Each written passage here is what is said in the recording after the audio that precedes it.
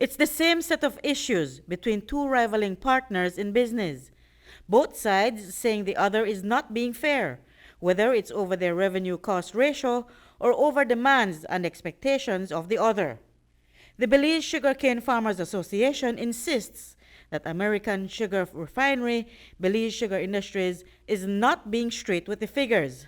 We were able to get all the audited accounts, the management reports at the company's registry for us to have an idea to be able to verify, right, what it is that they offer us in their NSV and other statements. But since 2014 to now, those reports and audited financial statements have not been submitted or are not available at the company's registry for us to review. What they define as relevant is less than what we require. But A.S.R. B.S.I's Director of Finance, Sean Chavaria, told News 5 that they have provided all that they could to the cane farmers and have offered even more than paperwork. Every year we do an independent audit of the net trip value, and that audit statement of the net trip value is provided to the associations.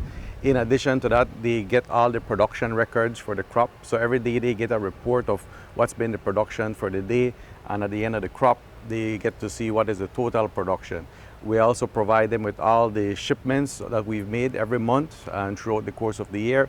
We provide all associations with copies of sales contract. We offered, as part of the negotiation, an audit right to the B.S.C.F.A. to allow them to appoint their own auditors to review the working papers of our auditors when the audit of the net trip value is done. But they have rejected that. Oscar Alonzo explains what the association's gripe is with this offer. We have no objection to that, but in order for that to really have meaning, it means that we would have to first clarify the figures that are being audited by the auditor, okay, such as the manufacturing allowances, the local handling. Okay, we will have to verify that what is being used is really the true cost, and then when the auditors audit what is actually calculated in each year regarding to those rates, then we could then audit that figure. Chairman of the B.S.C.F.A. Committee of Management, Javier Keme, used a graph to explain why there is distrust. This model of the net strip value had served the purpose of allowing the mill to accommodate this other cost, which was manufacturing allowance, which was not there before, and accommodation also of the values itself of the local handling. These two costs are the ones that we saw that impacted more in the increase of the percentage on the services that the mill provided.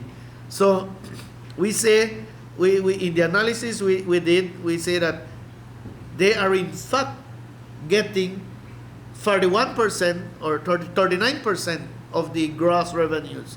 When you compound the 35% that they get on the net strip value, and these percentages that was on the cost as services that they provide.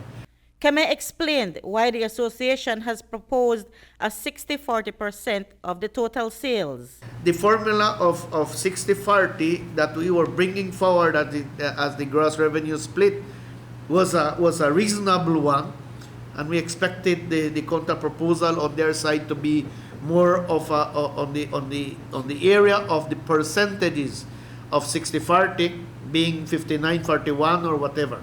So that was our expectation. It did not go that way.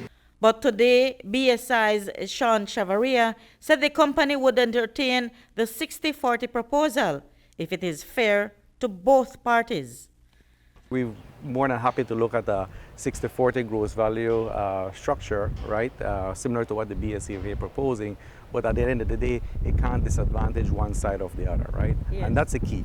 It has to be a balancing act to make sure that it's mutually beneficial to both sides. That's the objective, and that's certainly been our approach throughout these negotiations. After last week's House meeting, Prime Minister John Briceño alluded to the start of the mediation process after a mediator is named. And by the position that both sides seem to have taken, mediation might be the only solution to the current impasse. We will not stand down, and that's why we were claiming to the intervention of the government. What past government messed up, government needs to regulate it, because otherwise the whole North that depends indirectly and directly on this industry will go down. We will not repeat our words, will go down. So they cannot be neglecting and ignoring the fact that is what is going on in the sugar industry. Reporting for News 5, I'm Marion Ali.